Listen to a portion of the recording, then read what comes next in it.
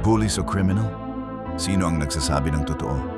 Mayo 18, 1995. Gitna ng EDSA, may putukan. Target, Kuratong Baleleng.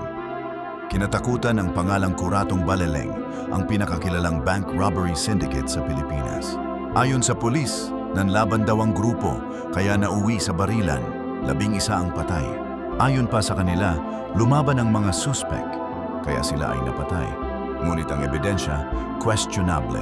At sabi ng mga testigo, sumuko ang mga suspek, ang ilan daw ay binaril na habang sugatan o nakaposas na.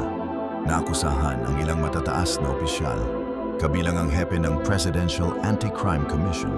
Ngunit makalipas ng halos isang dekada ng paglilitis, naabsuelto ang mga akusado. Hanggang ngayon, ang kaso ay nananatiling isang madilim na tanong. Hati ang opinyon, tunay bang nanlaban o planadong pagpatay? Bayani ba ang mga pulis o sila ang tunay na kriminal? Follow for more.